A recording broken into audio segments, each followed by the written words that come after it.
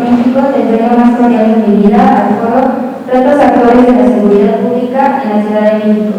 El día de hoy nos reunimos en este recinto para reflexionar sobre un tema de gran importancia, la seguridad pública. Este foro busca ser un espacio de análisis plural y propositivo, en el que representantes de la vida política, académica y ciudadana puedan aportar visiones y propuestas sobre los retos que enfrenta nuestra ciudad. Antes de dar paso al programa, me permite dar lectura a las semblanzas de nuestros ponentes invitados. Juan Pablo Beltrán Milano es un político activista social y ambientalista mexicano. Su carrera se ha distinguido por su participación tanto en el ámbito legislativo como en el activismo social, con un fuerte enfoque en temas de sustentabilidad, derechos humanos y desarrollo juvenil. Actualmente desempeña el cargo de concejal en la alcaldía Miguel Hidalgo para el periodo 2024-2027. En este rol, su objetivo principal es contribuir al bienestar de los habitantes de la demarcación a través de la fiscalización de las acciones de gobierno y la proposición de iniciativas en beneficio de la comunidad. Antes de saltar a cargo, Beltrán Milano desempeñó como diputado federal suplente durante la 65ª legislatura del Congreso de la Unión. Su experiencia legislativa se ha centrado en temas de política, medio ambiente y agenda 2030, alineados con su compromiso con la sustentabilidad y el desarrollo. Su formación académica incluye una licenciatura en Derecho y una maestría en curso en Negocios y Sustentabilidad en la Universidad de California de Berkeley. Ha estado activamente involucrado en eventos de relevancia internacional, como las conferencias de las Naciones Unidas sobre el cambio climático, COP27 y COP28, donde ha participado como champion de la global. Joe Wellington, este papel ha considerado su perfil como una figura clave en la defensa de los derechos de la juventud y la promoción de políticas ambientales a nivel global. Su activismo y su carrera política están estrechamente vinculados, reflejando su compromiso con la creación de un futuro más justo y sostenible. Giovanni Gómez Aranda es un estudiante de la carrera de Ciencias Políticas y Administración Pública en la Facultad de Ciencias Políticas y Sociales de UNAM, con formación de introducción a la administración políticas y públicas y diversas áreas relacionadas en el quehacer gubernamental y la gestión pública. Fue elegido presidente de la mesa directiva del primer Parlamento de las Personas Jóvenes en el Congreso de la Ciudad de México, donde propuso iniciativas en materia de derechos sociales, seguridad y regulación de nuevas tecnologías. Entre ellos destaca su propuesta para garantizar el suministro mínimo de agua por lo menos a 3 días en alcaldías como Iztapalapa, la capacitación obligatoria para conductores de transporte público, estableciendo sanciones y revocación de concesiones en casos graves, así como la regulación del reconocimiento del comercio ambulante, dignificando este labor y protegiendo a los trabajadores de los abusos políticos y criminales. También apoyó iniciativas para regular el uso de la inteligencia artificial en la creación de imágenes y videos de consentimiento, con el fin de prohibir su utilización maliciosa o discriminatoria. Ha impulsado actividades de formación política y ciudadana organizando foros y encuentros en temas de seguridad y vida pública, así como visitas a recintos legislativos y gubernamentales para acercar a la juventud a los procesos de decisión política. Coordinó además una campaña de información ciudadana a la República de México de la Organización Judicial de junio de 2025, fomentando una participación más informada. En el ámbito académico, apoyó la realización de eventos en la Facultad de Ciencias Políticas y Sociales en la e impartido cursos sobre el proceso legislativo y el sistema de justicia en México, convencido de que la capacitación constante es fundamental para el desarrollo de la ciudadanía crítica. Su compromiso también se refleja en la acción comunitaria y social. Ha colaborado con la organización Águilas del Desierto, Búsqueda y Rescate, además de participar en actividades solidarias como el de mujeres en albergues, apoyo a personas adultas mayores y apoyos a damnificados en colaboración con organizaciones juveniles. Giovanni Gómez Aranda ha denunciado de manera firme las injusticias y desigualdades que persisten en nuestra Iztapalapa, con la convicción de que el juventud debe ser protagonista en la construcción de un México más justo y solidario. Su meta es seguir capacitándose y trabajando para un futuro representar a su comunidad en los espacios de decisión política, llevando como siempre como bandera de la justicia social y la dignidad de las personas.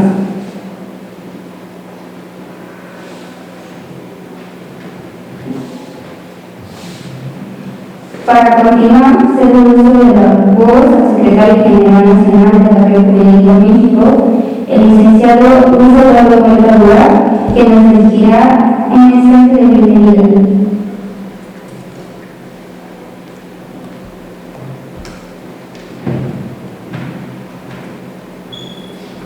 Muchas gracias, ¿cómo están? Buenos días. ¿Cómo están bien? ¿Cómo se ven también?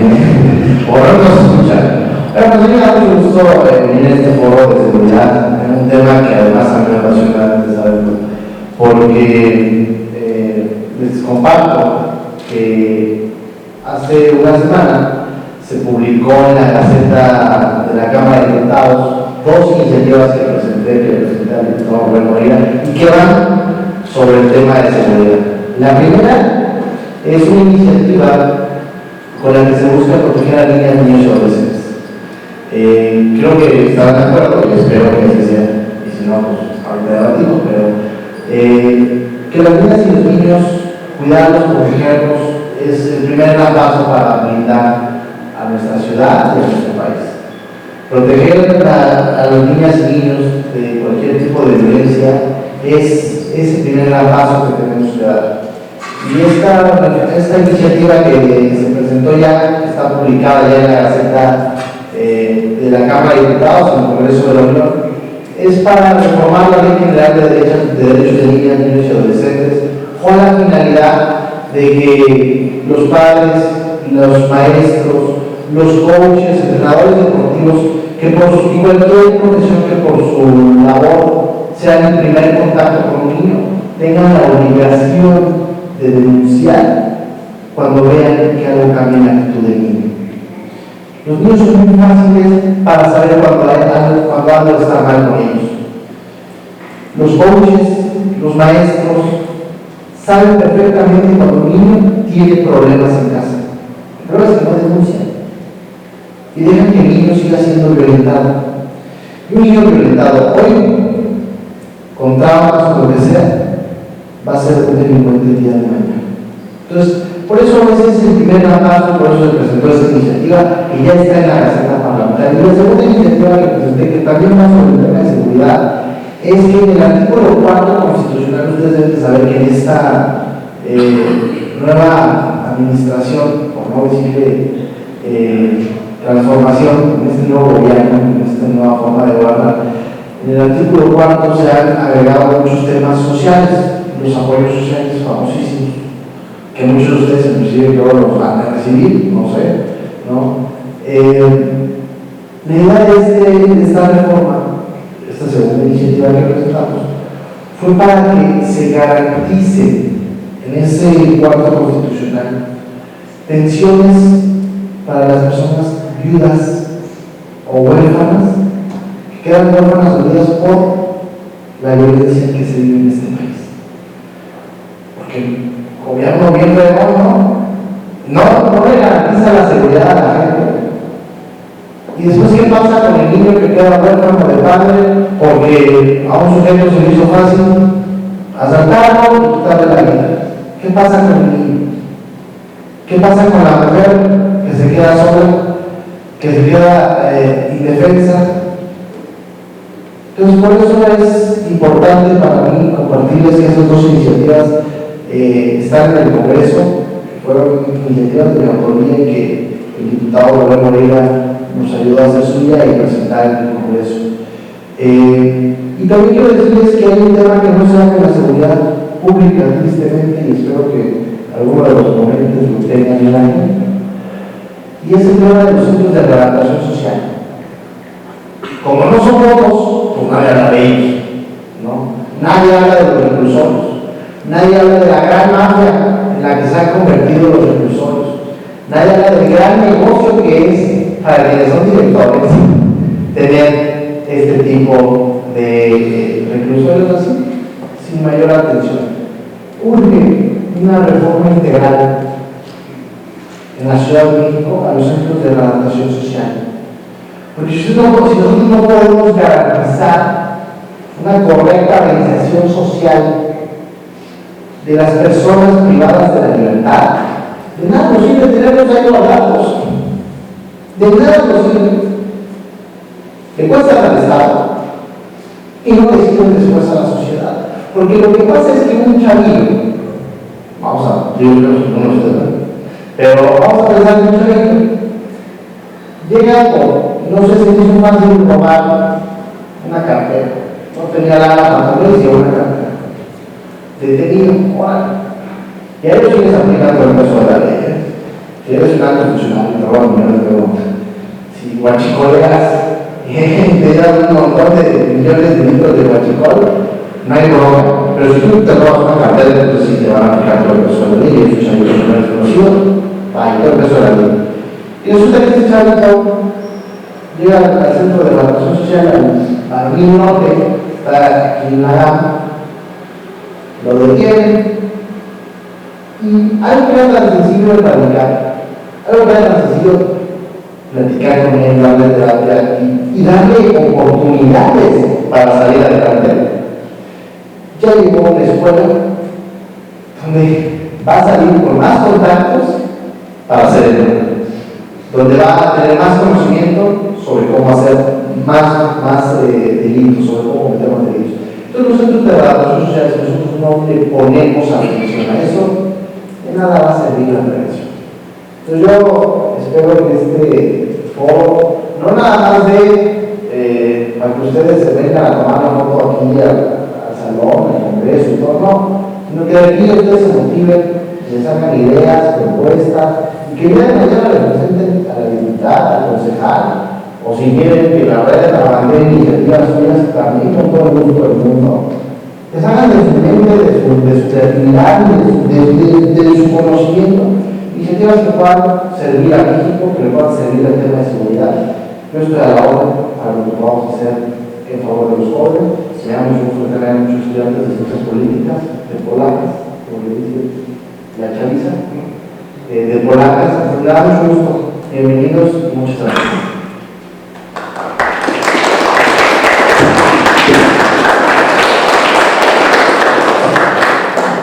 Muchas gracias al licenciado Durán por sus palabras y por responder a este espacio de diálogo.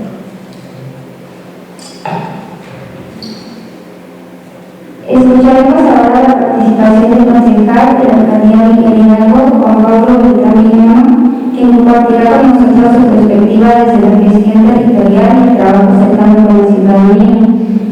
Concejal, adelante.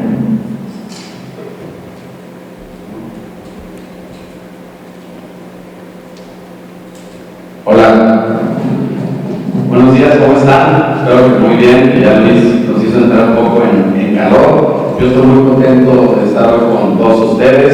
Quiero comenzar a la Red Juvenil por México por la invitación, así como también a la diputada Garza de los Santos por hacer posible que estemos aquí reunidos en este espacio que tiene tanto significado y tanta historia, pero sobre todo quiero agradecerles a todos ustedes, a los jóvenes que están aquí, por su presencia, por interesarse en la seguridad de su país y en la vida pública de México. Hoy nos convoca un tema que no admite discursos vacíos ni pretextos: la seguridad pública, porque cuando hablamos de seguridad, hablamos de la vida misma, del derecho a caminar libres por nuestras calles y de la tranquilidad de nuestras familias. Hoy, lamentablemente, en la Ciudad de México, 7 de cada 10 personas se sienten inseguras, según la encuesta nacional de seguridad pública. ¿Esto qué significa?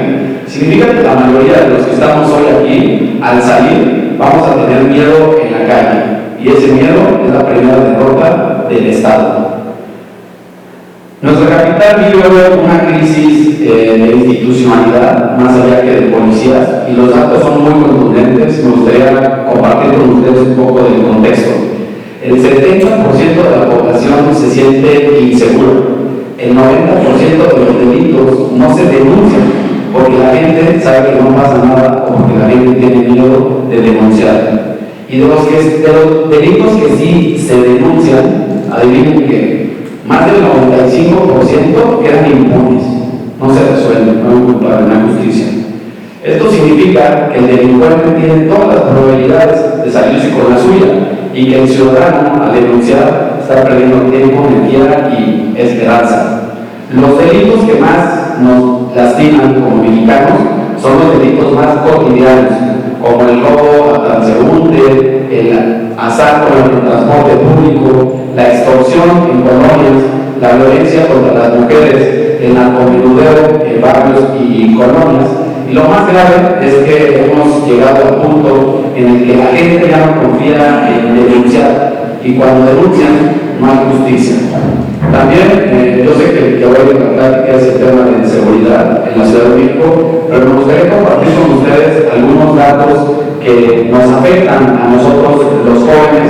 Son datos de 2024, en donde se sienten más inseguros los mexicanos. Bueno, el 72% de los mexicanos se sienten inseguros en los cajeros automáticos. En segundo lugar, los mexicanos se sienten más inseguros en el transporte público con un 65%. Después sigue en la calle. Cuando estamos caminando en la calle, 63.7% de los mexicanos se sienten inseguros. En las carreteras, 58%. Y en centros recreativos, que deberían de ser un espacio cultural para aprender o para socializar, en centros recreativos, 45.6 personas mexicanos se sienten inseguros. Me gustaría también compartir con ustedes las principales causas de muerte entre la población de 15 y 24 años. Estos son datos de 2024. El primer lugar de causa de muerte de jóvenes entre 15 y 24 años es el homicidio. 6.466 homicidios de jóvenes entre 15 y 24 años en 2024. Eso significa que los jóvenes nos están matando y no nos vamos a quedar callados. Por eso estamos aquí para alzar la voz, para construir la paz, porque la paz sí es posible. En segundo lugar, accidentes, con 6.376 personas fallecidas en 2024. Y en octavo lugar está la causa no determinada.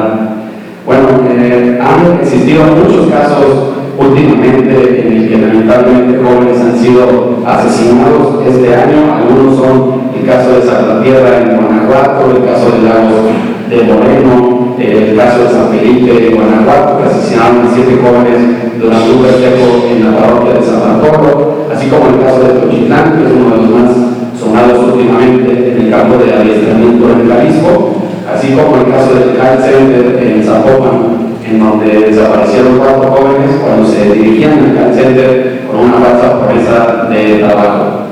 También quiero mencionar el impacto que tiene el reclutamiento forzado en el país, ya que es una captación que se hace a los jóvenes mediante amenazas, violencia física, psicológica, engaño o distintas formas de coerción de personas para incorporarlas de manera obligatoria a actividades ilícitas, especialmente en contextos donde se vulneran los derechos humanos fundamentales. Entre 145.000 y 200.000 menores están en riesgo de ser reclutados por grupos delictivos. Este es un dato de la Red por los Derechos de la Infancia en México. Anualmente, de 35.000 a 45.000 niñas y niños y jóvenes son víctimas de reclutamiento forzado en México.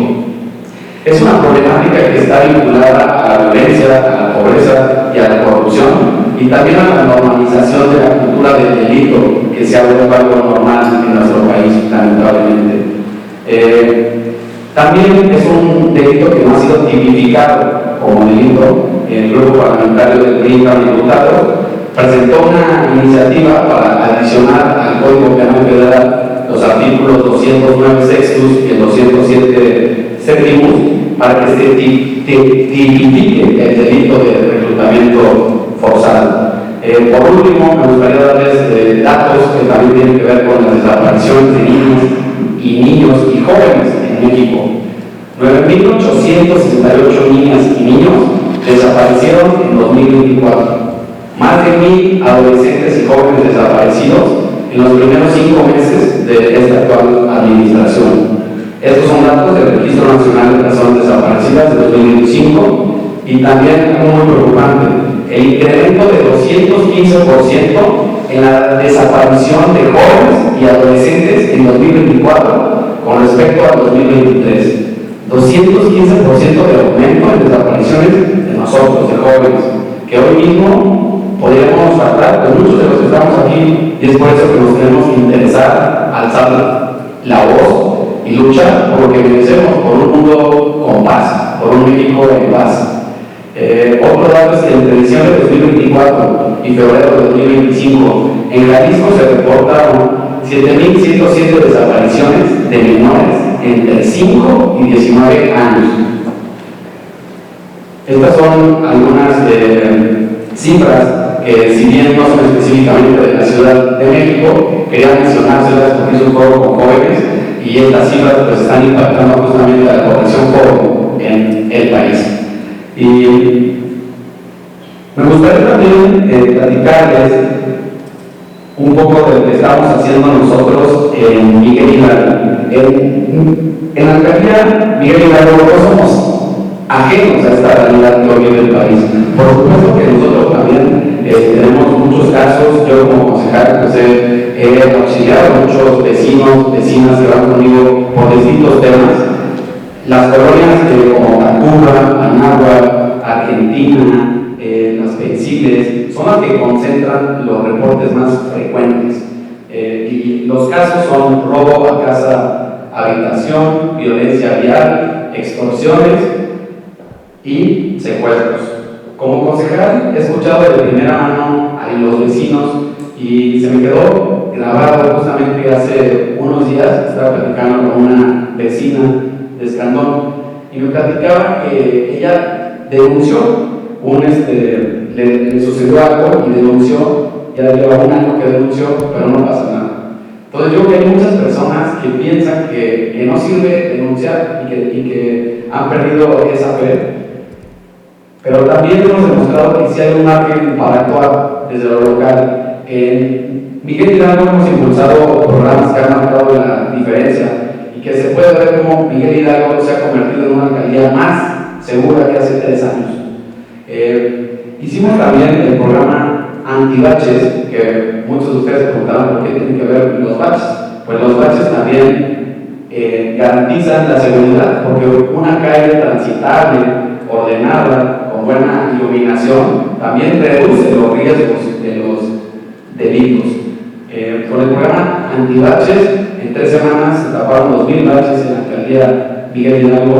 También hemos creado los corredores seguros en Polanco y Lomas con un patrullaje constante y hemos fortalecido muchos programas de cultura, deporte, empleo juvenil, ya que tenemos que enfocarnos también en la prevención, en las causas de raíz. Es por eso que hemos hecho eso.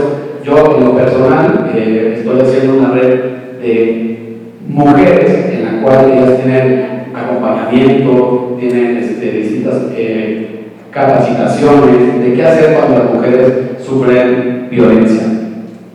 La seguridad también se construye con banquetas dignas, con calles iluminadas y con jóvenes que verdaderamente tengan futuro.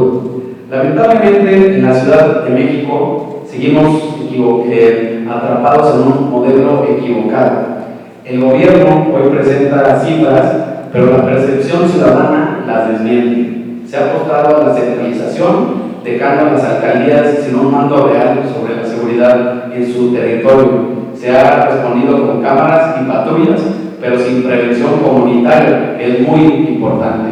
Se minimiza el problema diciendo que algunos delitos van a la baja, pero la gente sigue con miedo. Y lo peor es que no están enfocados en las causas estructurales. Miles de jóvenes hoy en la capital siguen sin empleo, sin espacios culturales, sin deporte y sin opciones reales para crear un proyecto de vida. Cuando el Estado se ausenta, el crimen organizado ocupa ese vacío y es por eso muy importante también prevenir las causas de raíz, las causas estructurales, porque la seguridad no se mide con carpetas abiertas, se mide la tranquilidad con la que las familias pueden caminar en su colonia. También hay un punto que me gustaría recalcar hoy. El panorama que tenemos con la justicia, que tiene mucho que ver con la seguridad, es totalmente distinto, ya que hoy enfrentamos un riesgo adicional, que es el nuevo poder judicial, que se integró con un proceso altamente cuestionado. Y si no tenemos jueces independientes, imparciales y valientes, lo que vamos a tener en México va a ser una justicia selectiva, impunidad para algunos, pero persecución para otros, porque sin justicia no hay seguridad. Es por eso que tenemos que estar vigilantes de estos nuevos jueces y magistrados, no para desacreditarlos, sino para exigirles lo que la ciudadanía está demandando: justicia imparcial, expedita y al servicio de la gente, no del poder político en turno. Pero además hay un problema que ya está lastimando profundamente a la población, que es la prisión preventiva oficiosa. En México, más de 85,000 personas están en la cárcel sin una sentencia firme, lo que equivale al 37% de toda la población penitenciaria.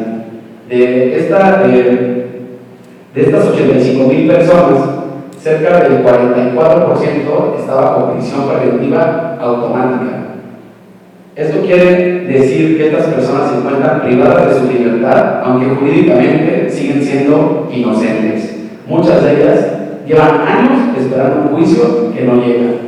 La paradoja es brutal. Mientras jóvenes y ciudadanos comunes pasan años en prisión sin sentencia, muchos actores políticos y empresarios con poder económico logran evadir la justicia, amparados en influencias o en dinero. Esto es lo que destruye la confianza de la ciudadanía, un sistema que castiga la pobreza y protege al poderoso. El mensaje es claro: si ellos fallan, fallará la seguridad y también la democracia de nuestra ciudad. Es por eso que tenemos que estar vigilantes. Y bueno, para concluir, también me gustaría plantear algunas alternativas claras que yo he estado presentando en mi alcaldía como concejal. Número 1 sería la prevención comunitaria, tener brigadas vecinales que estén coordinadas con la Secretaría de Seguridad Ciudadana, así como mapas de riesgo que estén construidos por los mismos vecinos que viven en las alcaldías.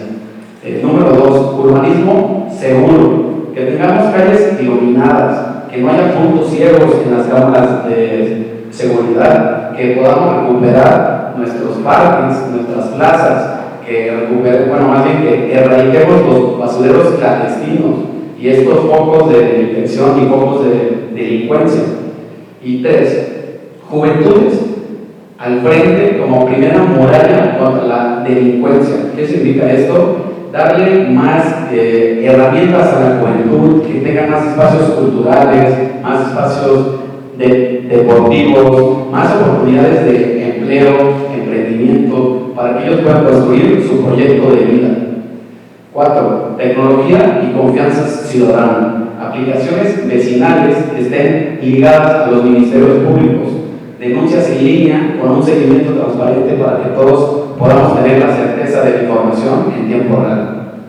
Y número 5, por último, que tengamos ministerios públicos abiertos y auditados, que rindan cuentas verdaderamente a la ciudadanía del trabajo que están realizando.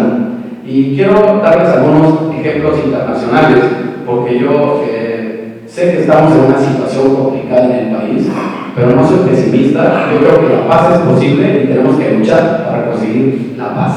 Y les voy a dar algunos ejemplos de ciudades que tenían una situación muy grave en cuestión de inseguridad y hoy son ciudades más seguras y ciudades con paz. En Medellín, Colombia, pasó de ser la ciudad más violenta del mundo, de todo el mundo, a convertirse en un referente mundial gracias al urbanismo social, que es lo que les platiqué, las calles, los parques, todo eso, gracias al transporte también y a la educación. También Bogotá también vivía una situación en los años 90, cuando estaba toda la cultura del narco en Colombia, y con programas de cultura ciudadana logró reducir la violencia urbana de manera significativa. Y por último, para que no digan que todos son de Latinoamérica, también en Europa hay violencia. Y Barcelona es una ciudad que ha pasado de tener mucha violencia a mejorar la convivencia, tiene muchos parques. Ellos apostaron por el urbanismo seguro y la participación vecinal, y así pudieron reducir los delitos y mejorar la convivencia. Entonces yo les preguntaría, si estas ciudades pudieron recuperar la paz, ¿por qué nosotros como capitalinos nos tenemos que resignar a vivir en el miedo? Hoy quiero concluir con un llamado muy concreto a las juventudes, para que no nos veamos simplemente como víctimas potenciales, sino como protagonistas de la solución. A las instituciones, para que entiendan que la seguridad no es represión, sino confianza. A la ciudadanía, para que no normalicemos el miedo. Que esta generación no sea recordada por haber convivido con la violencia, sino que sea recordada por haberla derrotado con organización, con propuestas y con valentía. Porque la seguridad no es un derecho, es un privilegio. Y en la Ciudad de México vamos a luchar hasta que ese derecho sea una realidad para todas y para todos. Muchas gracias.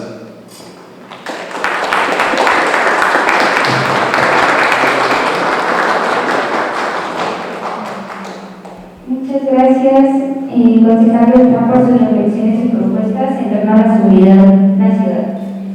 Nos podemos poner de pie para despedir a la diputada Olivia Garza, por favor.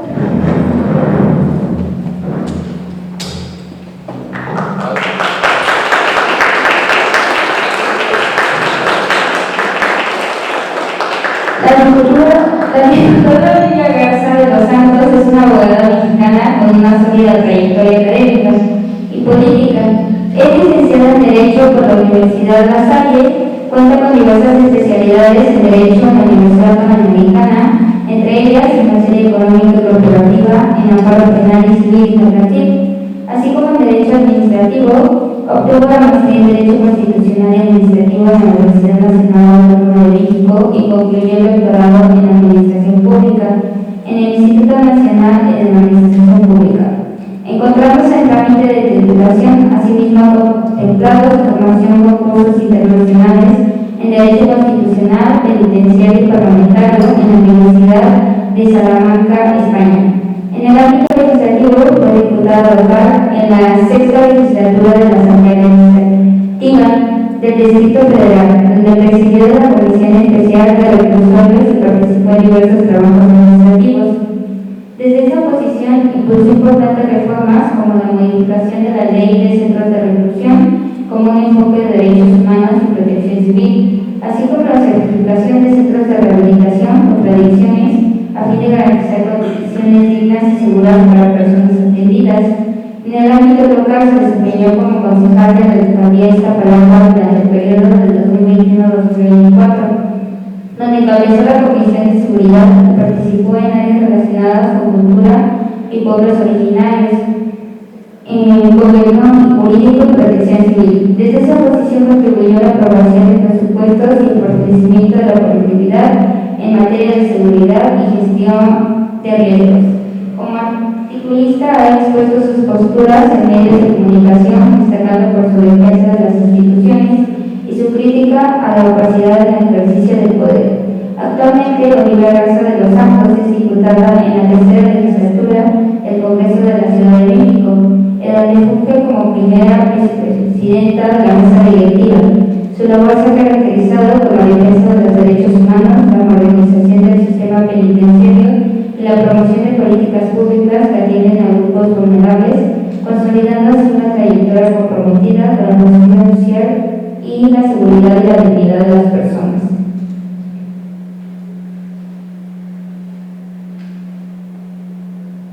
A continuación escucharemos la intervención de la diputada Olivia Garza de los Santos, vicepresidenta de la mesa directiva del Congreso de la Ciudad de México, a quien agradecemos profundamente su apoyo y participación en este foro.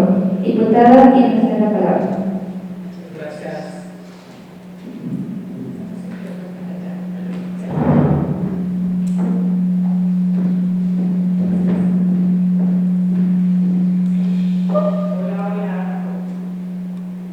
Hola, ¿cómo están? Bien. Primero que nada, una disculpa que me retrasé un poquito, pero bueno, ya saben cómo es esta ciudad. Me da muchísimo gusto estar con ustedes. Sean ustedes bienvenidos al Congreso de la Ciudad de México. Agradezco mucho la invitación del concejal Juan Pablo Durán. Bienvenido, muchas gracias por la invitación. También de Giovanni Barrios, comisionado de Educación de la Red Juvenil por México, y a todos y todas ustedes. ¿Sé que me dio el micrófono o son mis nervios? Si no, pues me cambio de allá. ¿Se oye mejor? No estoy segura. Pues me da mucho gusto que estén aquí, en la Casa del Pueblo, en el Congreso de la Ciudad de México, un espacio para todas y todos, y que podamos platicar un poco de la seguridad en la Ciudad de México. Ya le bajaron un poquito, creo que se llama mejor. La seguridad, pues, es un tema que nos preocupa a los capitalinos, a los chilangos, porque la vivimos y la sufrimos todos los días. Cada día que salimos a la calle nos vemos de alguna manera amenazados por la inseguridad de la Ciudad de México. ¿Quién de ustedes no sale de la calle y antes de salir voltea para atrás para ver si no lo siguen, qué coches están alrededor? Hemos normalizado este tipo de prácticas para sentirnos más seguros. Y eso, pues, no está bien. Eso no es vivir con seguridad y con tranquilidad. Desgraciadamente, la jefa de gobierno, Clara Brugada, pues dice que la ciudad es más segura. Pero yo les pregunto a ustedes si ustedes se sienten más seguros.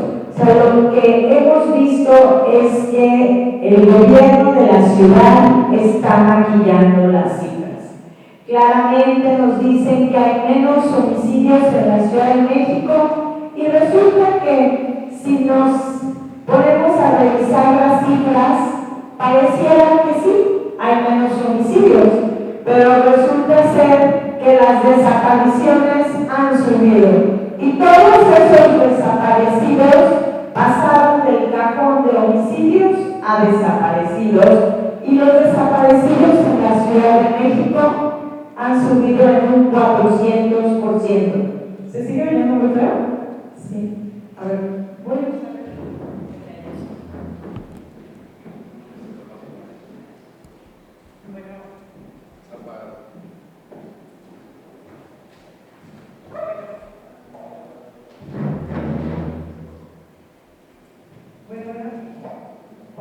Bueno, sí, creo que se oye mejor, ¿verdad?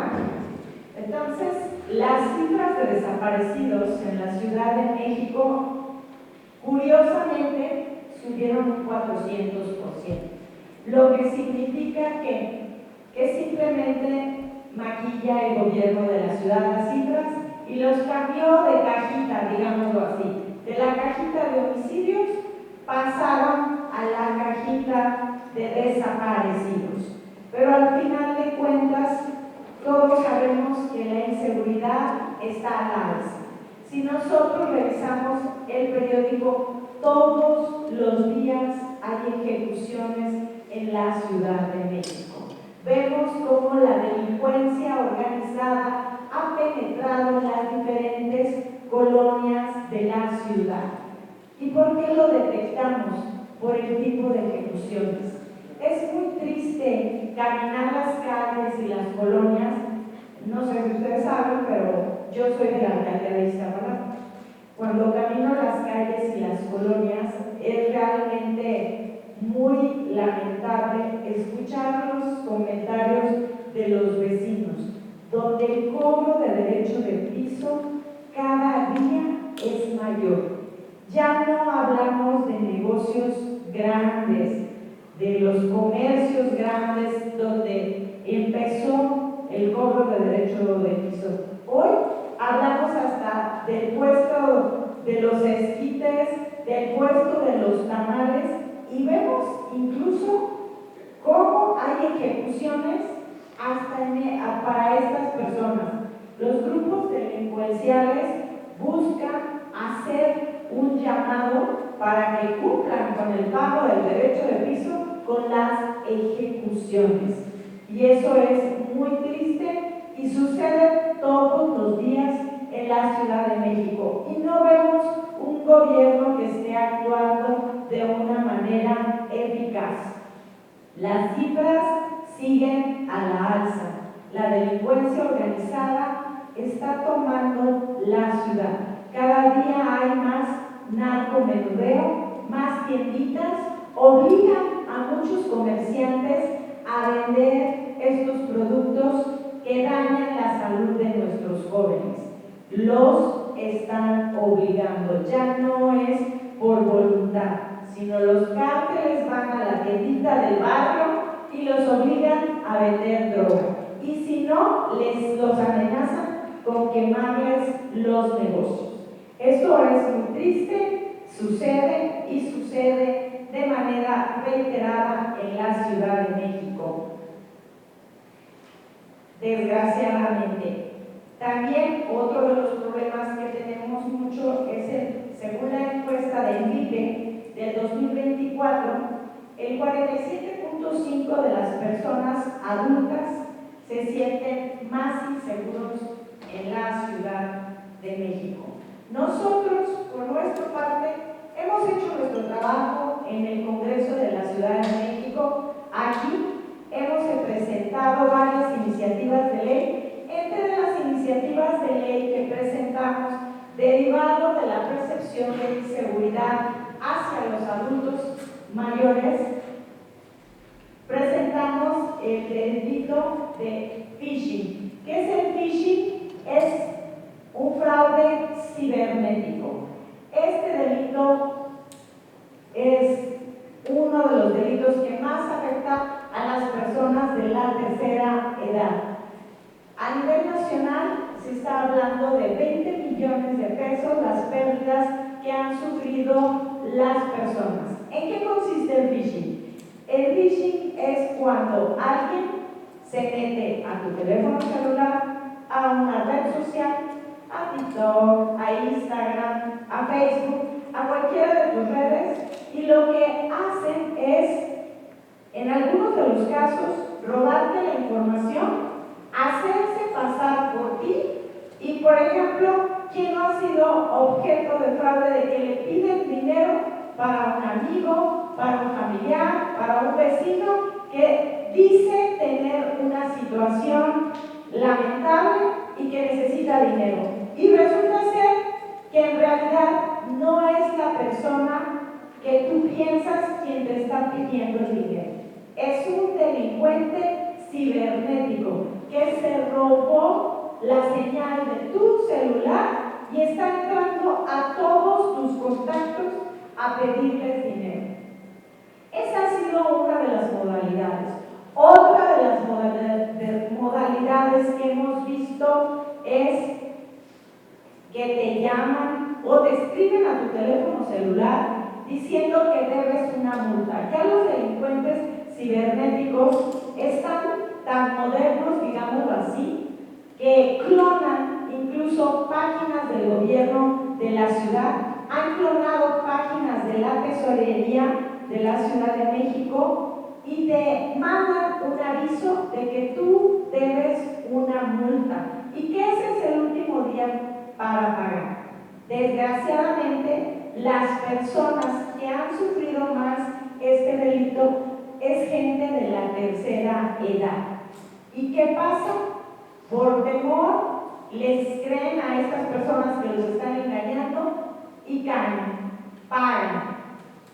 No podemos permitir que esto siga sucediendo en la Ciudad de México. Por eso yo presenté una iniciativa de ley aquí en el Congreso de la Ciudad de México para modificar el Código Penal y establecer el tipo penal de ciberdelincuencia y este delito de phishing, y le establecimos una penalidad de hasta 9 años de prisión a quien cometa el delito. Desgraciadamente, tenemos, así como las cosas y la vida de la ciudad cambia y se moderniza, los delincuentes también se están modernizando y nosotros, los legisladores, los que tenemos la tarea de hacer las leyes, tenemos que hacer leyes que respondan a las nuevas necesidades de la vida y tratar de que al establecer un tipo penal, disminuir este tipo de conductas que tanto afectan a los capitalinos. Poner un alto, una pena al que cometa este tipo de delitos, tiene una pena hasta de cárcel. Eso metimos en el Congreso de la Ciudad de México, ahorita está en la Comisión de Seguridad y esperamos que en las próximas semanas pueda ser aprobada nuestra iniciativa de ley. Es un delito nuevo. Otro delito, me pone la siguiente por favor, otro delito del que han sido víctimas, que seguramente ustedes han escuchado mucho, que es uno de los delitos que más afecta la Ciudad de México, es el delito del despojo. ¿En qué consiste el despojo?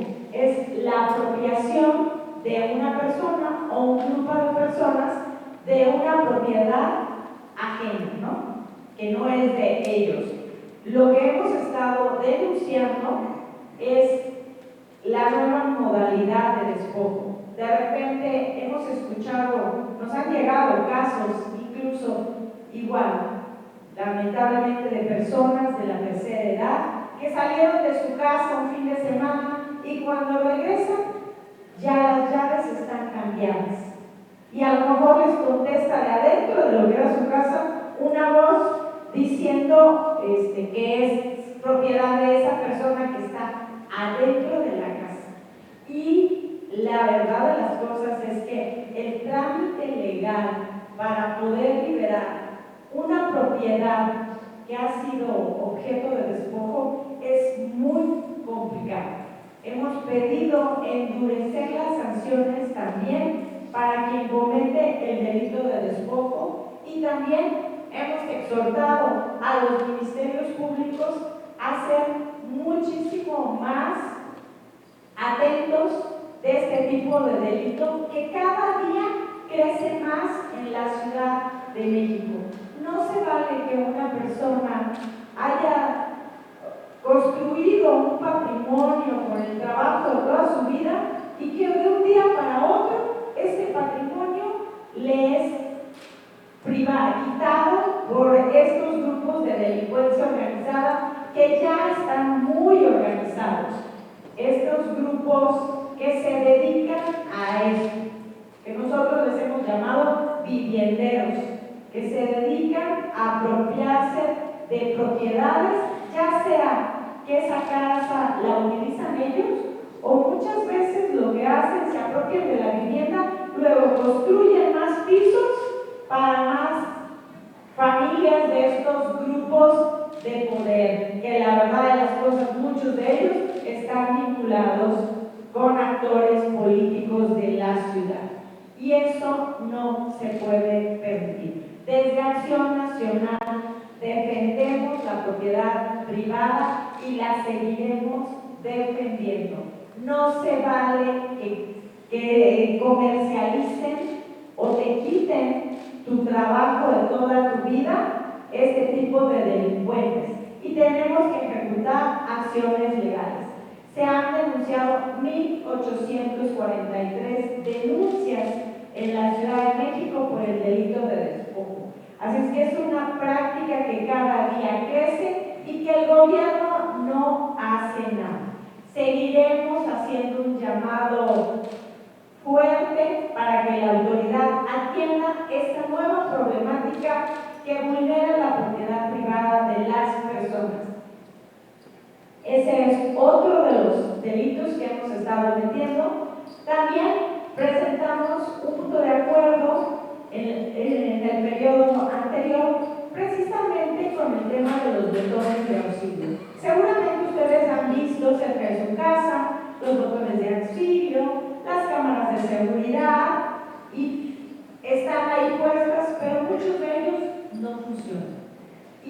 hicimos aquí en el Congreso de la Ciudad de México un llamado urgente para la atención de todos los botones de pánico y de las cámaras de seguridad de la Ciudad de México. Tristemente, la verdad es que muy triste, de repente que cuando uno levanta la voz y como nosotros somos de oposición, somos del PAN, nos resulta que los diputados de Morena nos votan en contra.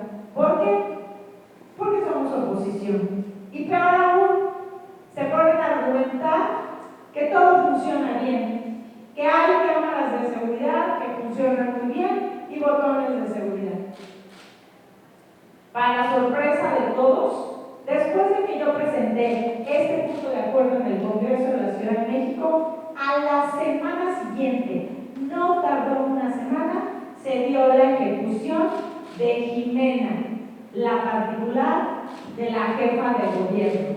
Entonces, ¿y qué pasó? Ahí se confirmó lo que habíamos dicho nosotros, que no funcionaban las cámaras de seguridad de la Ciudad de México. Y no hubo nadie que pudiera negar eso, porque eso lo dijo la propia autoridad. A lo mejor este incidente se pudo haber aclarado antes, se pudo haber evitado y resulta que no pasó nada. ¿Por qué no pasó? Porque no funcionaba esa cámara de seguridad. Entonces, todo este tipo de herramientas, finalmente un botón de pánico, una cámara de seguridad, ¿para qué nos sirve? Para inhibir la delincuencia de la ciudad. Entonces, si no funcionan, pues no sirven de nada. Son, como dicen, solo testigos. Hay una cámara que no funciona, es un testigo de que está la cámara, pero no sirve de nada. Necesitamos que todo el equipo de seguridad funcione y funcione de una manera adecuada, porque hoy estamos combatiendo delincuencia organizada. Y esa delincuencia organizada sí tiene equipos de alto poder, sí tiene ACAs, ametralladoras, tienen mejores herramientas para cometer delitos que el propio gobierno. Entonces, este gobierno tiene que ponerse las pilas y ponerse a trabajar de manera coordinada en el tema de la seguridad. Y se necesita más capacitación para los elementos de seguridad y más patrullas. Porque luego vamos a las colonias, vamos a las alcaldías y a veces los pobres policías nos dicen que no reciben ni siquiera dinero para la gasolina de la patrulla. Hemos llegado a tener ese tipo de denuncias. Entonces, ¿cómo vamos a combatir la delincuencia si los policías no tienen ni siquiera las herramientas mínimas?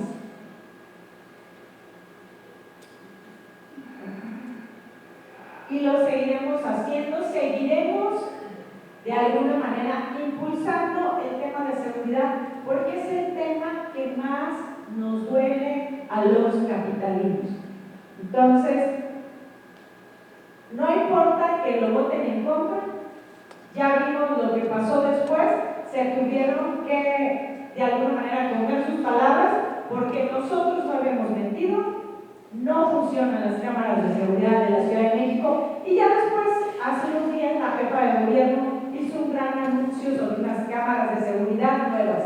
Entonces, al final les estamos marcando la agenda y ya pusieron cámaras de seguridad y lo vamos a seguir haciendo. Seguiremos denunciando todo lo que necesita la Ciudad de México para bien de los ciudadanos, porque esa es nuestra tarea. Y le guste o no a la autoridad, lo vamos a seguir haciendo y vamos a seguir levantando la voz.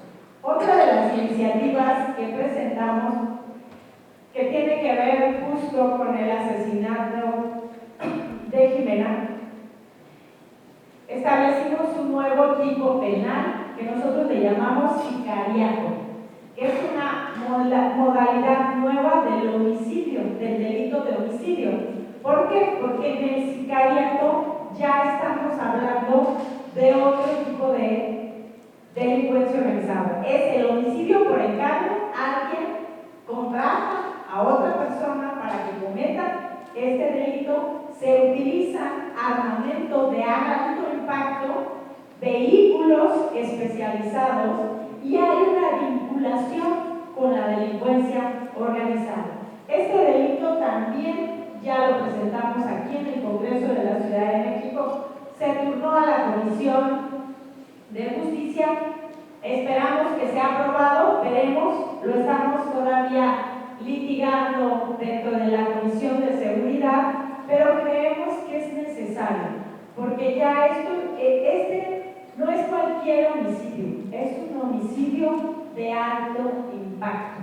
Y además, si a la gente más cercana de la jefa de gobierno le pudieron, o los delincuentes fueron temerarios y cometieron este homicidio triste, pues todos nosotros estamos expuestos. Ahí muestra que no tienen la capacidad de respuesta, ni siquiera la seguridad para ellos mismos, menos para los ciudadanos.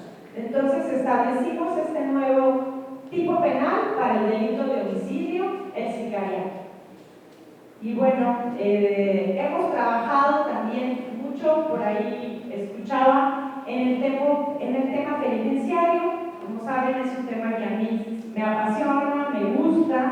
Tuve la oportunidad en la tercera Asamblea Legislativa de ser la presidenta de la Comisión Especial de Reclusorios. La ley de reclusorios la hice yo, la primera ley que se hizo en este país la hice yo. Ya ahora, ya le cambiaron el nombre y ahora es la ley de centros penitenciarios, pero yo hice la ley de centros de reclusión, que fue la primera. Incluso a nivel federal, de alguna manera copiaron algunas partes que nosotros hicimos de nuestra ley y estamos tratando de que las personas privadas de libertad pues sean visibilizadas y se les dé un trato digno, porque al final del camino son personas que no tuvieron la misma oportunidad que nosotros, no crecieron en un hogar como el nuestro, muchos de ellos crecieron en zonas marginadas, dentro de familias criminógenas.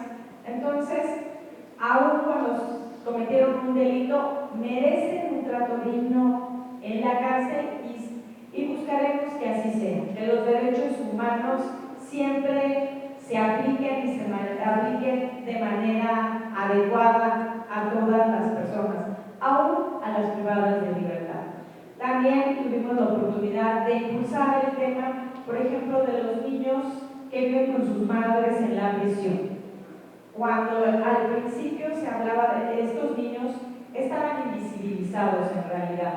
Gracias a la ley se les empezó a dar un trato digno y hoy ya tienen alimento, porque una mujer que llega a la prisión es una mujer que no tiene derechos, que recibe, o no debería de ser que no tenga derechos, pero pareciera que no les tiene, y recibe un doble castigo, un castigo de la sociedad y un castigo por la comisión del delito.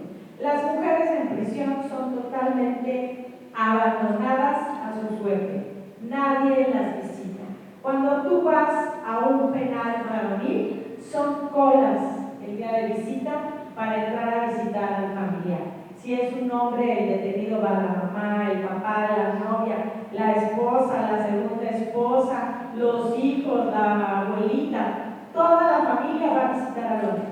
Cuando una mujer cae en prisión, nadie la visita. Si tenía marido, se consigue una novia y ahí la deja, Y muchas de las mujeres que están en prisión cometen ese delito influenciadas por su pareja sentimental y a veces hasta engañadas por la pareja sentimental. Yo escuché en alguna ocasión un caso de una mujer que estaba en prisión porque llevaba la comida a una casa. Pues resulta que a la casa que llevaba la comida era donde tenían secuestradas a unas personas. Entonces ella estaba como secuestradora, cuando en realidad ella solo llevaba la comida y no sabía qué era lo que pasaba en ese lugar. Y como este caso hay muchos casos. Las mujeres en prisión son un sector súper vulnerable y con mucha desventaja porque son abandonadas, nadie las visita. Entonces, artículos básicos como toallas femeninas, ¿cómo las van a obtener ellas si nadie las visita y no los hay ahí? Entonces, el trabajo que hemos hecho en ese sector es visibilizar estas situaciones para que el gobierno las apoye y puedan tener pues estas cosas tan básicas pero necesarias para la vida diaria de una mujer en prisión. Y vamos a seguir trabajando mucho el tema de los derechos humanos de las personas privadas de libertad. Y bueno, pues no quiero alargarme mucho porque no sé cuánto tiempo tenía, tampoco los quiero aburrir. Pues hasta aquí creo que dejamos mi intervención. Estoy a sus órdenes para cualquier pregunta, inquietud. Y de nueva cuenta, muchísimas gracias por la invitación. Y qué bueno que estén preparándose, interesados por saber y por aprender más de la seguridad y lo que pasa en la ciudad.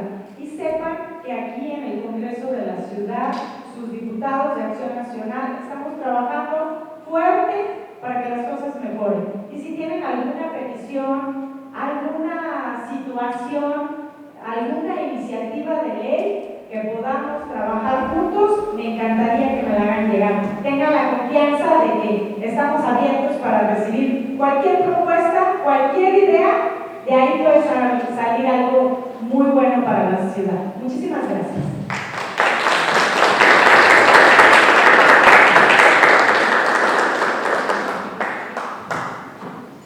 Muchas gracias, diputada María Garza, por compartirnos su visión y experiencias sobre los retos de la seguridad de la Ciudad de México. Para integrar las ideas centrales de lo que se ha expuesto hasta el momento, escucharemos ahora al comentarista invitado que dará un encuentro y aportará su visión crítica sobre lo planteado por nuestras y nuestros ponentes. Tiene usted el uso de la palabra.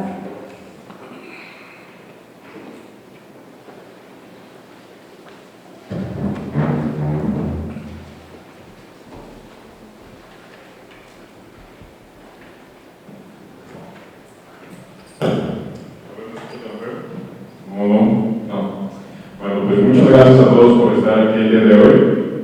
Les agradezco infinitamente al concejal Juan Pablo Beltrán, al director Villarreal, a las clases por este espacio, a la presencia del secretario nacional de la Juvenil, el licenciado José Arturo Black, a la dirigente estatal, licenciada Regina, todos los demás nos acompañan. Voy a contar cómo surge esta idea de este foro. Hablando de un amigo mío, integrante de la región. La seguridad es un tema muy interesante, pero que también ha sido dejado de lado, si bien tal vez no por el gobierno, por las políticas que ha tomado, pareciera ser que no con la debida intensidad que debe ser. ¿A qué me refiero con esto? Hemos visto cómo las estadísticas arrojan que ha habido una disminución gradual de la delincuencia, pero ¿cómo se enfoca esto? Solamente en los delitos de alto impacto. Aquí la cosa es que la ciudadanía no deja de percibir, por ejemplo, en la Ciudad de México, esos delitos de alto impacto. Son más los delitos como robos, los segundos, lo que hay en los ponentes. Este tipo de delitos, que son los que la ciudadanía percibe de primera mano y los que no se han atendido de manera adecuada. Ya lo decía bien la diputada del concejal, que la seguridad pública es un ámbito en el que abarca muchas cosas. La prevención de la misma, los delitos, pero que sin un enfoque integral no podemos hacer mucho realmente. ¿A qué es a lo que me refiero? ¿Y por qué dirán, por qué un comisionado de educación está tocando los temas de seguridad pública? Por una simple razón, que es algo que me gustaría abordar, que es sobre la educación para la paz. ¿Y qué abordamos en educación para la paz? Un enfoque integral, como ya lo había mencionado, con una alternativa distinta, en el que vemos que no solamente es una cuestión cultural, inclusive en este país. La inseguridad es algo que hemos alrededor, lo tenemos ya muy visto de manera normal, en el que tú y yo vemos una pelea en la calle y decimos, no pasa nada. Es más, hasta dejamos que se peleen ahí. ¿Por qué? Por miedo, lo van a agarrar, lo van a agarrar contra la obra, no lo sé, pueden decir eso. O simplemente decir es que no sé qué me pueda pasar a mí. O simplemente por el hecho de decir es que pues no es un problema, tengo cosas que hacer, soy ajeno. Entonces es una apatía también, que como sea tenemos también que erradicar. Y si creo que estamos aquí, es justamente para poder utilizar eso. Y en Educación para la Paz se propone eso justamente, un enfoque integral, comunidad, individuo, familia, en el que si tenemos un problema no somos ajenos a ello, en el que involucramos realmente el diálogo, la comprensión, la racionalidad ante todo, para poder evitar este tipo de cosas. Erradicar de raíz el problema que tenemos de inseguridad, de delitos, de actos de corrupción, de actos indebidos en la sociedad mexicana y hoy en la Ciudad de México. ¿Por qué tenemos esta cultura violenta, esta cultura en la que vemos normal primero los despojos? Porque se nos ha enseñado a través de los últimos gobiernos, desde el siglo pasado, a que el hecho de que tú seas coercionado por una autoridad o alguien que tiene poder es lo que debe de ser. Pero realmente debe de ser eso. Realmente tenemos que salir a la calle y decir que si alguien ejerce violencia sobre nosotros es porque es lo normal, no es porque, como tiene un cargo, tiene la autoridad suficiente nada más para poder hacer eso. Un cargo político, una persona que supone que tendría que cuidar por nosotros. Yo sé que muchos de aquí son jóvenes. Yo pregunto a todos ustedes que van al club vespertino, pues van en la mañana, no tienen miedo realmente de llegar y salir, de que cuando ustedes salgan digan, no va a pasar algo malo, o si es o las mismas chicas que están aquí, un día que quieren salir a divertirse, y no pueden ustedes, no tienen esa certeza de que ustedes puedan salir solas, por ejemplo, solas a su casa, por ese miedo. El miedo constante de decir, me pueden secuestrar, me pueden violar, me pueden raptar, me pueden torturar. Ese es justamente también. Y esas problemáticas que han sido, a un parecer de un servidor, tapadas, tapar el pulgar, tapar el suelo con un pulgar, con un dedo, simplemente. ¿A través de qué denomino yo? Medidas de atole con el dedo, simplemente. ¿Por qué no hay un enfoque realmente integral? Esa es la principal queja que vemos desde la red y sobre todo desde el ámbito de educación. No vemos un enfoque realmente que enseña la solidaridad y sobre todo el civismo ético. Porque el respeto hacia el prójimo o hacia la otra persona tiene que ser fundamental para una sociedad en la cual no tengamos que ser ajenos, en la cual el problema de mi compañero es un problema que involucra a mí. Y más si ustedes en este ámbito, en este recinto, que involucra acciones públicas o quieren ser funcionarios públicos, pues tienes que comenzar a verlo realmente. ¿Por qué me voy a ser ajeno si yo quiero ser un gran funcionario, un gran político, o tener una persona con un cargo que realmente pueda ver esas necesidades, esas problemáticas, y no simplemente decir que lo vaya a arreglar a alguien más? Porque el enfoque no es ese. Pesa más los aplausos o en debida ocasión una portada de un periódico que muestra nada más una cifra, aunque la población que está allá afuera lo perciba de otra manera muy diferente. Y ya lo veremos aquí. Pero ¿por qué es esto? Y es lo que digo también yo integral. Al integral lo vemos porque en la Ciudad de México tenemos una creciente, una cultura más bien de no respeto hacia través de la autoridad policíaca, tal vez, pero está fundamentada en algo.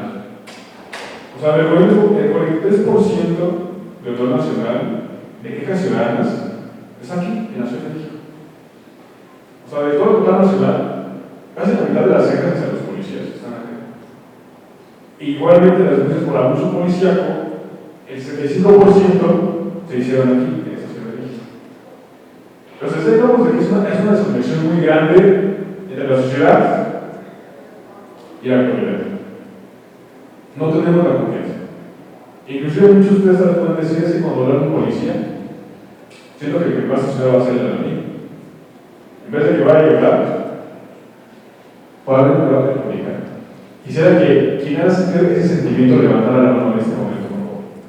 ¿Me ha sentido esa parte de que no solo que un policía me vaya a extorsionar, o ustedes inclusivamente vaya a caer en la corrupción que hay en el sistema y que involucra a la seguridad pública?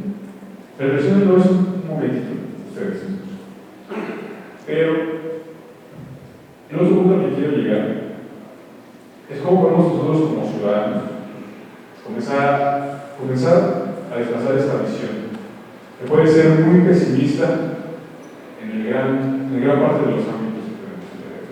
Porque está muy bien venir y decir muchas cifras que pueden ser o no maquilladas, muchas cifras que pueden ser deplorables, muchas cifras que podemos decir, híjole, ¿qué vamos a hacer, no?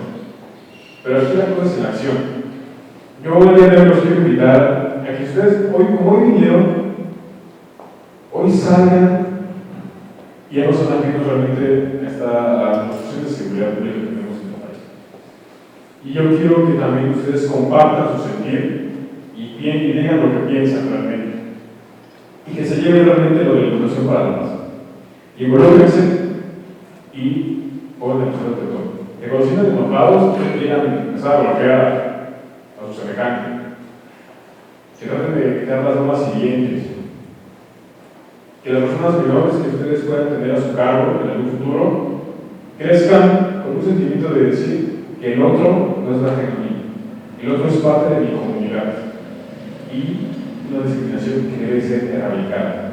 Dejemos de lado los barrios, dejemos de lado las demarcaciones, eso que tal vez nos puede segregar, eso tal vez nos puede discriminar como sociedad.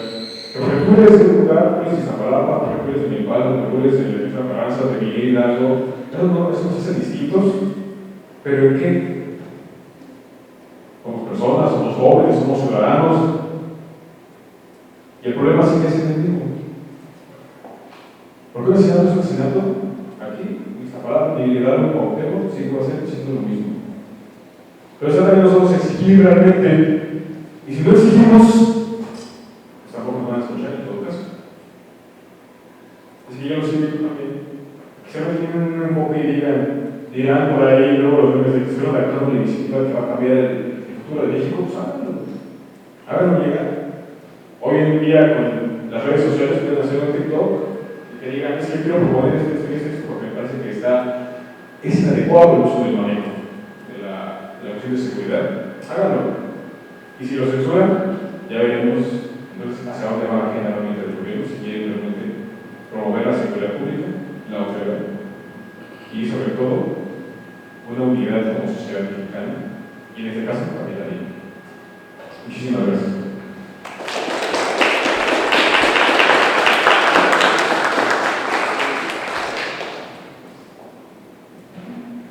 Muchas gracias por sus valiosas observaciones y aportaciones que sin duda enriquecen este diálogo.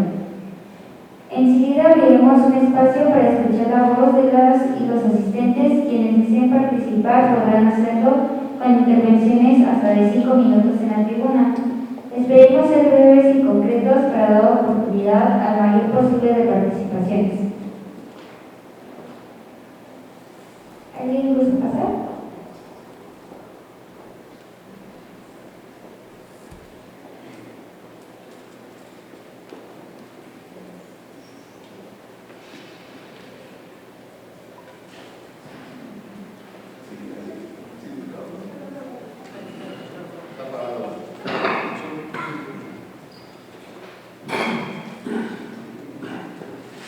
Sí, tengo una pregunta para el concejal.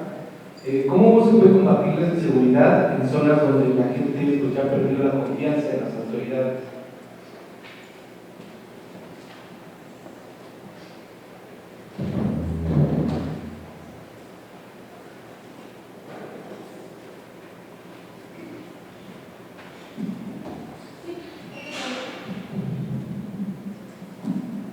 Buenas tardes a todos.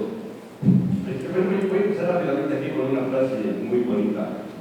Como México no hay dos, en muchos sentidos, pero en seguridad, más bien en inseguridad también. Desde hace casi 300 años nos han venido diciendo qué debemos hacer en materia de inseguridad.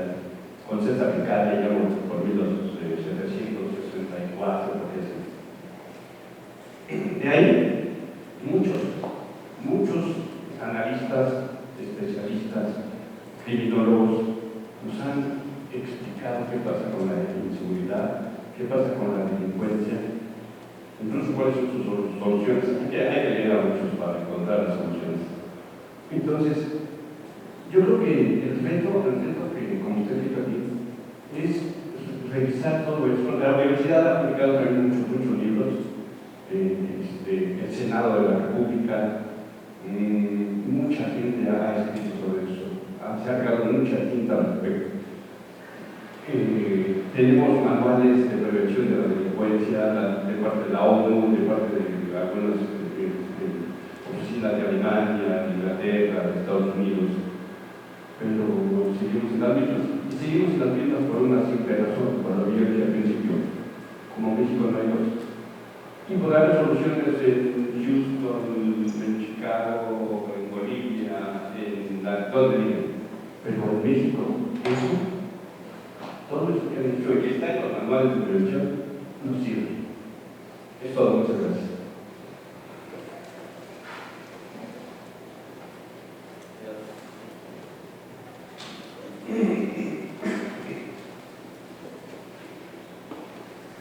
Hola, solo para agradecer la ponencia que hicieron el día de hoy, me pareció un tema bastante bueno.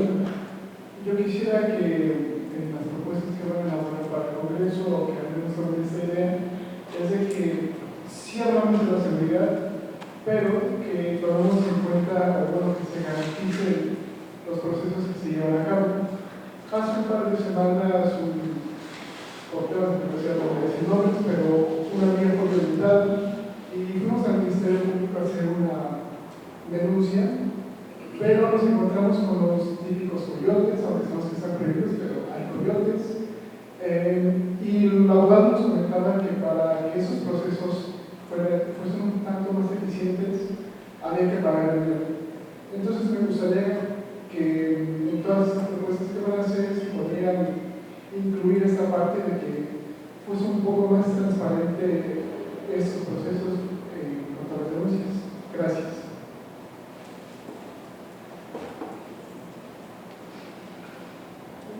¿Alguien más desea preguntar?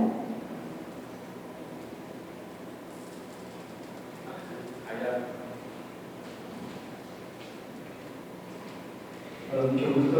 Igual para reconocerle que ha sido un foro muy interesante, de verdad, de que no solo centrarse en seguridad, que desea de una manera legal o judicial, sino también de una manera ambiental, de una manera moral, que tiene que ser un cambio también de ciudadanos hasta jueces, magistrados, fiscales, políticos, abogados, de cualquier índole. Y también agradecer la intervención de la educación. Aquí me gustaría hacer un paréntesis, una pequeña pregunta: ¿desde qué punto de la educación o desde qué nivel de educación sería ideal para concientizar desde tempranas edades cómo mantenerse seguros, en qué medidas de seguridad se tienen que tener? Porque yo creo que ahora nosotros representamos el presente de México y los niños van a ser el futuro y también la realidad de la seguridad en la Ciudad de México.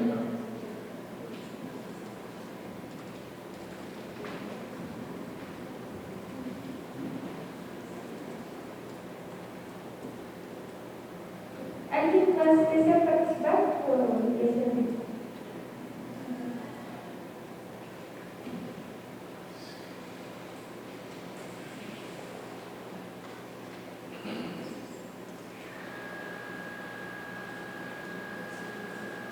Muchas gracias.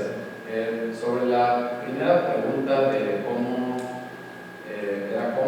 cómo recuperar espacios en los que hay inseguridad cuando la población ya no confía, pues yo creo que es no solo llegar con discursos, sino con acciones. Por ejemplo, yo hace unos meses recuperamos un basurero clandestino en la colonia Daniel Garza, que está por Observatorio. ¿Cómo fue esto? Pues fue trabajando en conjunto tanto con los vecinos como con la sociedad civil y yo como concejal. El problema era que hay un tianguis que se pone los jueves, entonces todos los jueves tiraban la intersección, las personas no podían pasar por la banqueta y los vecinos querían que pusiéramos ahí una carpa de seguridad, cosa que ya se ha hecho, pero muchas veces cuando solo se pone la carpa de seguridad para que no tiene basura, pues la tiran a la vuelta de la esquina donde no está el policía. Lo que hicimos aquí fue recuperar el espacio mediante un mural. Hicimos un mural artístico en conmemoración de la mujer, con un mensaje social, con un mensaje de prevención de la violencia, y desde entonces ese espacio se ha mantenido limpio y ya tiene un mensaje, ¿no? Que es cómo se pueden transformar los espacios de un basurero clandestino, lo convertimos en un mural y aparte hay una carpa de vigilancia ahí. Entonces, yo creo que cuando llegas a un lugar en donde las personas pues ya no confían en la autoridad, lo que tenemos que hacer más como jóvenes es llegar con soluciones y ver el cómo sí, porque siempre cuando se unen todos, la sociedad civil, los vecinos, las autoridades, se pueden hacer muchas cosas. Entonces, mi respuesta sería llegando con acciones concretas y no simplemente pues, a lo mejor con un escrito o cosas así, sino soluciones concretas. No sé si... Bueno, yo creo que un poco tiene razón de que la gente que acude a denunciar no se siente como tan seguro. Entonces, lo que hay que hacer es levantar la voz y seguirla levantando para que la autoridad escuche que no estamos de acuerdo en cómo te tratan en el Ministerio Público. Yo creo que es una experiencia muy traumática para los que no somos abogados. No sé si aquí hay abogados, pero digamos, los abogados les damos impuestos, pero un ciudadano común que llega a un Ministerio Público no te sientes, no hay empatía, no son amigables, tú llegas con un problema triste, deprimido, afectado porque te robaron algo, muchas veces hasta porque chocaste, ¿no? Algo muy sencillo y que nos puede pasar a cualquiera, ¿no? Chocaste y llegaste al Ministerio Público y el trato es muy desagradable, es un trato muy inhumano, te hacen esperar horas, te tratan mal, te tratan como delincuente, cuando a veces ni siquiera fue un error, ¿no? En un momento dado, pues un choque, no me di cuenta, pues le di un golpecito, pero llegas al Ministerio Público, ¿no? Entonces tenemos que humanizar nuestras instituciones, tenemos que exigirles a nuestros servidores públicos que sean servidores públicos comprometidos, que realmente su salario pues se lo estamos pagando nosotros, los ciudadanos, y que entiendan esa parte y que den un buen servicio y que den un trato digno y amable. Y más aún cuando se trata de delitos que afectan a las mujeres. Alguien, una chica que ha sido objeto de una violación y que lleguen y te victimicen en un ministerio público, pues es lo peor que te puede pasar. O sea, tenemos que hacerle entender a la autoridad que el trato tiene que cambiar en las agencias del Ministerio Público y que hay que denunciarlo cuando no sea así. Esa es mi invitación. No hay que permitirlo, no se vale. Todos estamos expuestos a caer ahí, sí, estamos expuestos, pero no se vale que nos traten mal. Tenemos derecho a un trato digno y a los derechos humanos, que son lo básico que se merece cualquier ser humano.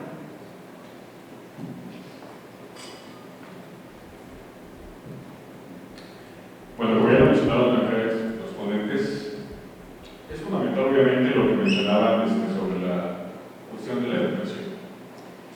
Se preguntó por qué, en qué edad se veía ideal. Pero aquí tenemos un enfoque. La educación está en todos lados. Pero sobre todo recordar, obviamente, lo que hubo en las reformas de materia educativa, y ahora con la nueva escuela mexicana, todo el enfoque que ha venido cambiando. Pero algo que se retiró fue justamente la formación cívica. Entonces, algunos recordarán que antes en las primeras nos daban algo que se llama formación cívica ahí, que era justamente la intención de que los infantes pudieran involucrarse. Y era una pequeña pizca de lo que les pensaba sobre la educación para la paz. El por qué tenemos que tener respeto. el por qué debemos involucrarnos en las elecciones de nuestro país.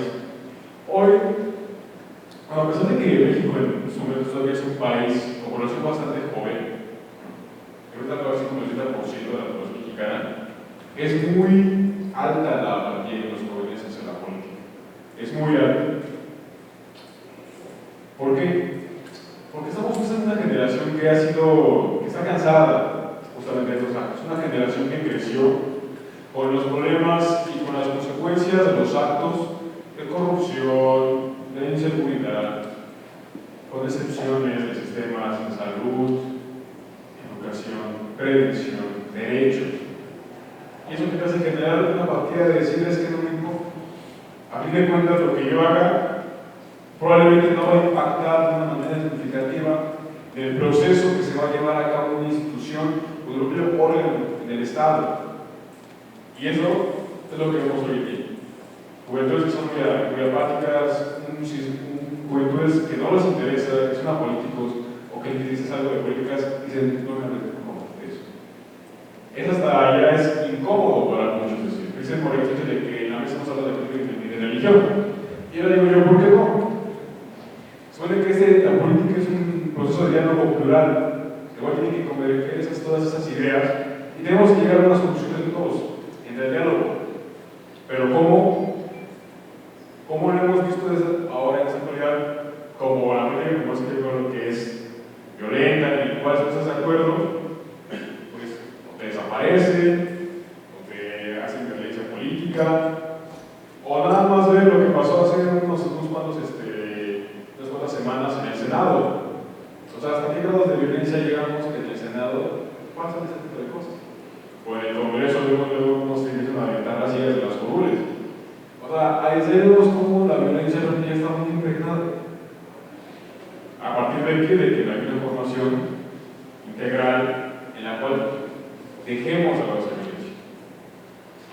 Ya pasaron los tiempos de las revoluciones, todo lo que fue el siglo XIX, siglo XX con la construcción del Estado mexicano y que ahora seguimos perpetuando esa crisis de inseguridad. Entonces, es complicado, sí, pero un paso fundamental, vamos al enfoque de educación, es justamente eso, empezar a implementar desde los primeros años. Hablamos de que en el primer rango de 6 a 15 años de vida. En el bachillerato es una historia porque cada plan de estudio de un bachillerato es distinto. Ese de los que son autónomos, los que están directamente relacionados con la SEP. Pero lo que sí consideramos fundamental en la cuestión de educación es justamente esta implementación de educación para la paz. Educación para la paz, para que los ciudadanos que cuando lleguen a la adolescencia tengan la conciencia del respeto, su importancia en la participación en los ámbitos del ámbito social, el activismo, y que realmente no se dejen someter. Ya vimos lo que pasó en Nepal. O sea, un gobierno caído en 48 horas por jóvenes que estaban cansados por la crisis de corrupción, la crisis de seguridad. Y ese era nuestro trabajo. Ya pasó algo parecido en Francia también. Ahora seguimos nosotros. Y combinando todo este tema de educación integral, podemos tal vez evitar ese tipo de acciones de llegar a esos extremos de arrancar todo el aparato gubernamental. Si no hacemos desde dentro, tal vez de forma institucional, pero ya dependerá de la ley que quiera elegir la mayoría a través de la democracia participativa. Pero volviendo al punto de la pregunta, es una ley que se puede implementar la Comisión Cívica, por lo menos en la Ciudad de México, y eso ya hay que también verlo ya con hacer. Porque si no tendremos una ciudadanía que esté involucrada en los mismos valores de los que sea el bienestar, el respeto y solamente el diálogo permanente. Eso sería lo fundamental. Y yo retomé lo que me mencionó una persona que dijo que es como México no hay dos, exactamente México no hay dos, pero ya podemos ver desde el lado positivo, negativo o neutro.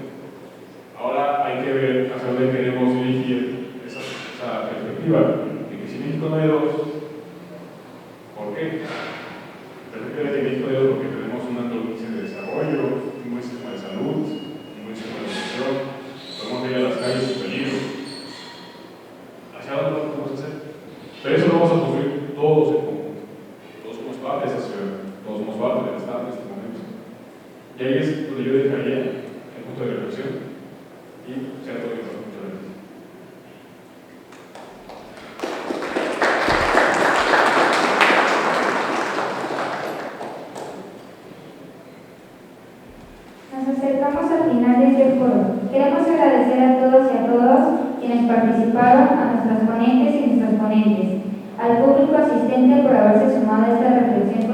educativa en torno a la seguridad en la Ciudad de México. A continuación procederemos a la entrega de reconocimientos a nuestros y nuestras ponentes en agradecimiento a su valiosa participación.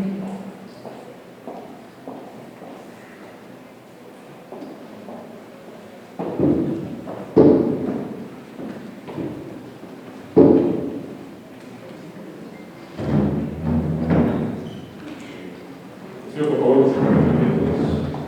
Bueno, muchísimas gracias por concluir este evento. En nombre de la Red por México, Ciudad de México, extendemos este reconocimiento a la diputada Olivia Garza de los Santos por haber apoyado la creación de este foro, por favor. La cual pido un aplauso, por favor.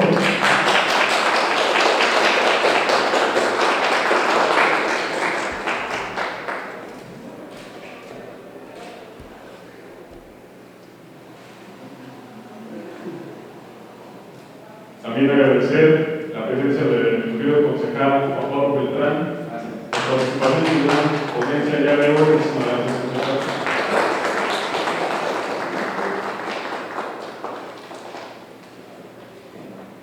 Muchas gracias a cada uno de los asistentes por venir el día de hoy.